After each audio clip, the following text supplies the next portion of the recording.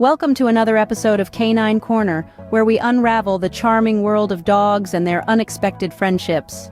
Today, we're diving into the heartwarming tales of dogs who found companions in the most unlikely places.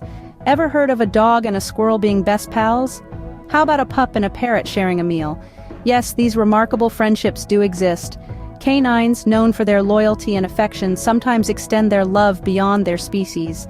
These unexpected bonds not only make us smile but also remind us of the universal language of friendship. So join us as we explore these unusual yet delightful dog friendships that break all the rules. Remember, in the world of Canine Corner, it's always about love, friendship, and positivity. Stay tuned for more.